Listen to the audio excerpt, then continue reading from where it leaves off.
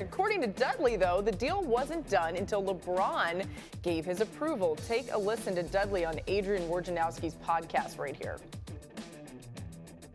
When it comes to the locker room, I control a locker room. I keep it upbeat. I keep everybody on the same page, and that's something I knew I could help with here. I knew with spacing, ball. So, yeah, there was definitely communication. Once I got the okay from LeBron, when he signed off on it, hey, we're going to make it happen. When LeBron signed off on it, which is interesting. Richard, I'm looking at you. It was tough to tell as we listened to that if he's joking around or if he's legitimately telling us that LeBron signed off on this deal. I think he's doing both. I think he's joking and telling the truth, right? I think LeBron James is now in a position.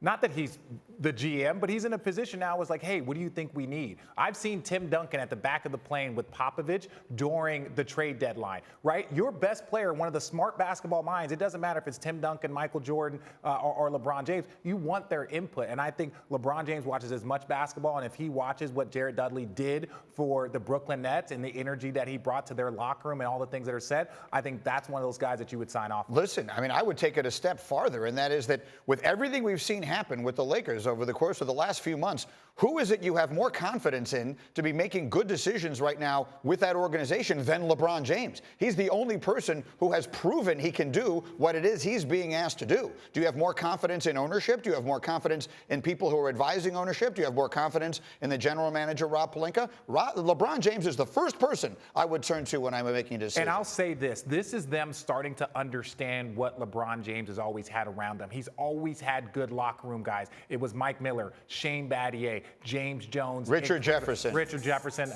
No one cares. Channing Frye. He's always had good locker room guys that he could lean on, vets that he could talk to. I don't think he had that last year, so I think this is a great addition for them. I'm just waiting to find out if he's called RJ yet with his I saw the contract numbers, and I looked at what I'm making now, and I was just like, I need to come out of retirement. But, I think that was just one too many White Claws, and I'm done. I'm done.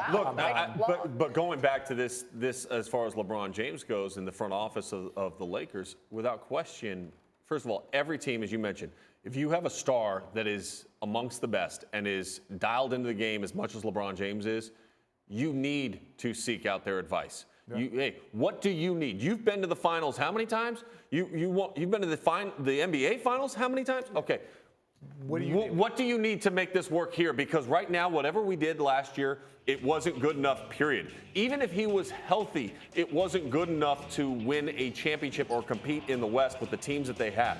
So you look at all the teams that we talked about, Utah having the best offseason of anybody. Warriors still have 3 All-Stars starting on day one. Fourth one comes in back in late January, early February.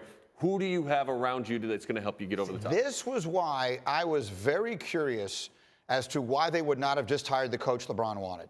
My sense sitting where I was sitting was that LeBron wanted Ty Lue to be the coach of the Lakers, and for whatever reason, they wouldn't go there with him because either Phil Jackson or Kurt Rambis or someone else decided he wasn't the right person for that job, and they wouldn't give him the money that they were willing to give other people. I thought not to give LeBron at this stage of his life the coach he wanted was a weird move. Look, they were 2 seconds away from being the Knicks, what the Knicks are right now. If LeBron James didn't say, I want to go to L.A., right, I don't think any domino would have fallen because you've seen Paul George wasn't going there. And so if LeBron James, which helped bring AD, and now is what is enticing for Kawhi Leonard, right? Now they had their young pieces, but LeBron James is the guy that made this entire thing happen. You should listen to his input. Well, you could take that one step further. If they don't get lucky in the lottery back in May with that and jump up to the 4th pick, which remember, the NBA forced through lottery reform a year ago because they didn't want teams to be tanking, right? If the old lottery system is in place, the Lakers don't get that pick.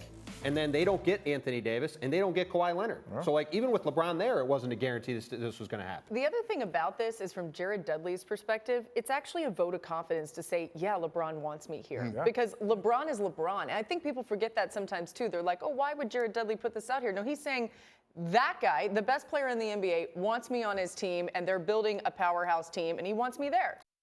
We're so glad you're watching ESPN on YouTube. For more sports and analysis, download the ESPN app. And for live streaming sports and premium content, make sure you subscribe to ESPN Plus. We'll see you there.